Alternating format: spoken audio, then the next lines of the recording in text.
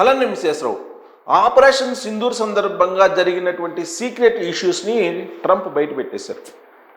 అమెరికాలో రిపబ్లికన్ ప్రతినిధులతోటి ఆయన మాట్లాడుతూ పాకిస్తాన్ ఆపరేషన్ సింధూర్ సందర్భంగా ప్లీజ్ ఆపండి యుద్ధాన్ని అని చెప్పి పదే పదే ఫోన్ చేశారు, కాంటాక్ట్ అయ్యారు అని చెప్పి చెప్తూ ఉన్నారు ట్రంప్.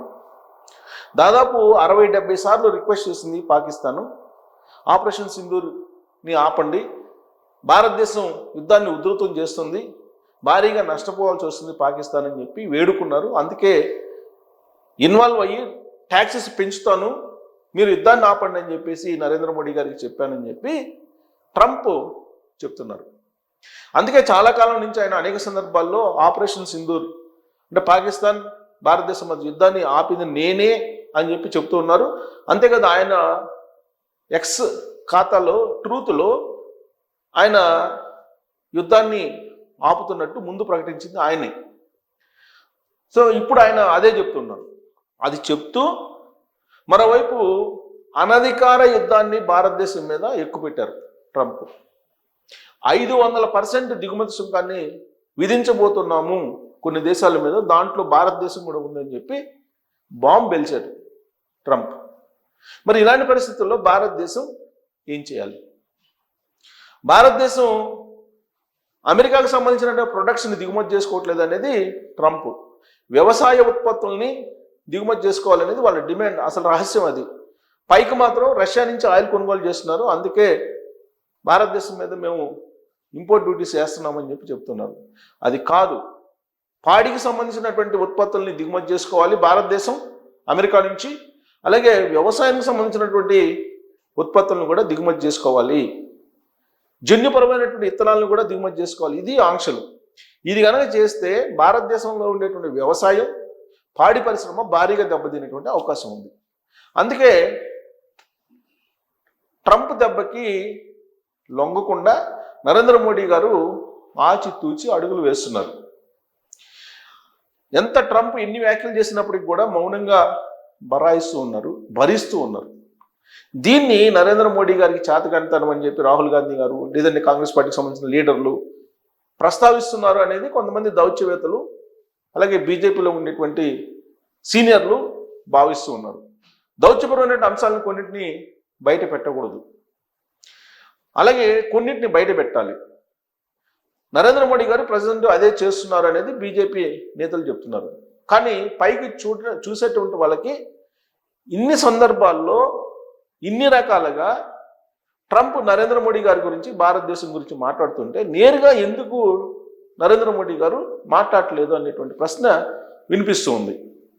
మరోవైపు 500% దిగుమతి సుంకాన్ని మేము విధిస్తున్నామని చెప్పి చెప్తూ ఉంటే ఇరు దేశాల మధ్య వాణిజ్యాన్ని పెంచుకునేందుకు, ద్వైపాక్షిక సంబంధాలని బలోపేతం చేసేందుకు ఆల్రెడీ లైజనింగ్ చేయడానికి అక్కడ 4 ఇంపార్టెంట్ కంపెనీస్ తోటి డీల్ చేస్తూ ఉంది భారత ప్రభుత్వం. 2 కంపెనీలతోటి పాకిస్తాన్ డీల్ చేస్తూ ఉంది. కానీ పాకిస్తాన్కి IMF నుంచి భారీగా నిధులు రావడానికి అమెరికా సహకరించింది. పాకిస్తాన్ని అభివృద్ధి చేయాలి, లేదంటే పాకిస్తాన్కి నిధులు ఇవ్వాలి, పాకిస్తాన్కి సంబంధించినటువంటి సాంకేతిక పరిజ్ఞానం పెంచాలనేటువంటి తహతహ అమెరికాలో కనిపిస్తుంది. కానీ భారతదేశం పట్ల అలా లేదు. ట్రంప్ ఒకవైపేమో నరేంద్ర మోడీ గారు మంచోళ్ళు, నా స్నేహితుడు, మంచి వ్యాపారి, ఇలా వ్యాఖ్యానిస్తూ ఉంటారు.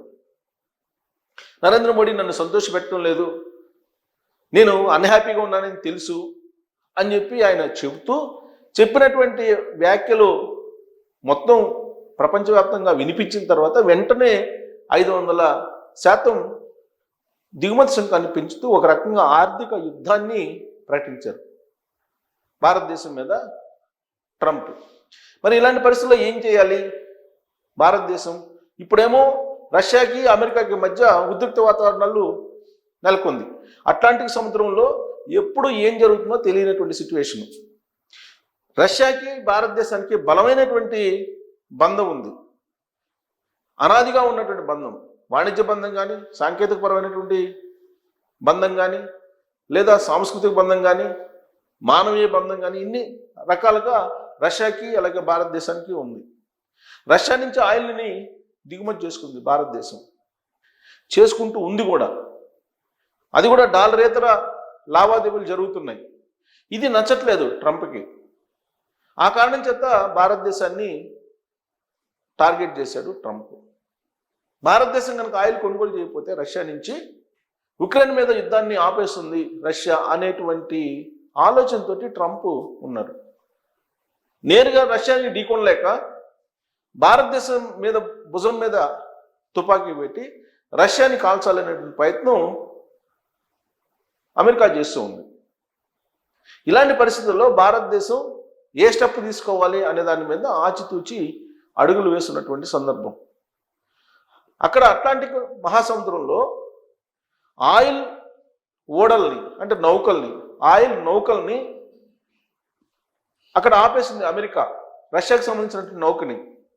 రష్యా వెనుజులా నుంచి ఈ ఆయిల్ని తీసుకొస్తుంది అనేటువంటి ఒక అనుమానంతో రష్యా జెండా ఉన్నటువంటి నౌకని అమెరికా కోస్ట్ గార్డులు పట్టుకున్నారు. దాంతో ఇప్పుడు రష్యా మండిపడుతుంది. రష్యాకు సంబంధించిన కోస్ట్ గార్డు కూడా వచ్చారు. ఇరు దేశాలకు సంబంధించినటువంటి వాళ్ళు నేవీ మోహరించి ఉంది. ఎప్పుడు ఏం జరుగుతుందో తెలియనటువంటి సిచ్యువేషన్. మరోవైపు ఉక్రెయిన్ తోటి రష్యా యుద్ధం చేస్తుంది.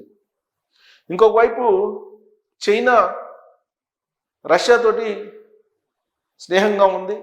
భారతదేశంతో కూడా అంటిముట్టనట్టు ఉంది ఎప్పటిలాగానే. మరి అమెరికా మాత్రం రష్యాని ఏం చేయట్లేదు, చైనాని కూడా ఏమి చేయట్లేదు. ఒక భారతదేశాన్ని మాత్రమే టార్గెట్ చేస్తుంది. ఎందుకు టార్గెట్ చేస్తుంది అంటే రాబోయేటువంటి రోజుల్లో ప్రపంచంలోనే ఒక పెద్ద ఆర్థిక శక్తిగా ఎదగబోతుంది భారతదేశం అని చెప్పి ఆర్థికవేత్తలు చెప్తూ ఉన్నారు. కానీ ట్రంప్ ఉద్దేశంలో ఏంటి? రష్యా భారత్ రెండు సరైనటువంటి ఆర్థిక వ్యవస్థ లేనటువంటి దేశాలు, డెడ్ ఎకానమీతో కూడిన దేశాలు అని చెప్పి ఆయన అంటారు. ఇలాంటి పరిస్థితుల్లో అరబ్ నాటో అనేది ఒకటి ఏర్పడాలి అనేది అరబ్ కంట్రీస్ అన్ని ఒక ఒపీనియన్కి వచ్చినట్టు తెలుస్తుంది అంతర్జాతీయంగా. కారణం ఏంది? గ్రీన్లాండ్ ఆక్రమించుకోవాలని చెప్పేసి ట్రంప్ ప్రయత్నం చేస్తున్నారు. వెనిజులా అధ్యక్షుడిని కిడ్నాప్ చేసేసి జైల్లో పెట్టేశాడు అమెరికాకి తీసుకెళ్ళి. ఇప్పుడు గ్రీన్లాండ్ని ఆక్యుపై చేసుకోవాలని చూస్తున్నాడు. గ్రీన్లాండ్ని ఆక్యుపై చేసుకుంటే కనుక నాటో నుంచి యూరోప్ దేశాలు బయటకు వస్తాయని చెప్పి డెన్మార్క్ ప్రెసిడెంట్ చెప్తున్నాడు. అసలు అమెరికా లేకుండా నాటో ఎక్కడ ఉందని చెప్పి ట్రంప్ అంటున్నారు. ఇలాంటి పరిస్థితుల్లో గ్రీన్లాండ్ని కనుక ఆక్యుపై చేస్తే నాటో అనేది ఉండదు అని ప్రపంచవ్యాప్తంగా వినిపిస్తూ ఉంది. అసలు అరబ్ కంట్రీస్ని టార్గెట్ చేస్తున్నారు. ఇరాన్ లాంటి కంట్రీని టార్గెట్ చేశాడు ట్రంప్. కాబట్టి నాటో దళాలను ఏ విధంగా యూరోప్ కంట్రీస్ ఏర్పాటు చేసుకున్నాయో అరబ్ కంట్రీస్ అన్నీ కూడా అరబ్ నాటోని ఏర్పాటు చేసుకోవాలి అని చెప్పి ఒక ప్రతిపాదన సౌదీ నుంచి వచ్చింది. ఒకవేళ అరబ్ నాటోని కనుక ఏర్పాటు చేసుకుంటే అప్పుడు పాకిస్తాన్కి మరింత బలం చేకూరే అవకాశం ఉంది. ఇప్పటికే టర్కీ పాకిస్తాన్తో కలిసింది, బంగ్లాదేశ్ పాకిస్తాన్ తోటి ఉంది.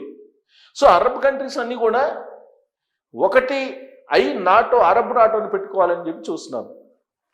సో ఎటొచ్చి భారతదేశం ఎలా అడుగు వేయాలి అనేటువంటి సందిగ్ధంలో అయితే ఉంది. ఇలాంటి పరిస్థితుల్లో ట్రంప్ ఆర్థిక యుద్ధాన్ని ప్రకటించారు. మరి యుద్ధం నుంచి భారతదేశం బయటపడే అవకాశం ఉందా, లేదా ట్రంప్ ఏదైతే అనుకున్నాడో భారతదేశం టార్గెట్ చేయాలని అది నెరవేరే అవకాశం ఉందా అనే దాని మీద మీరు కామెంట్ చేయొచ్చు. Thank you.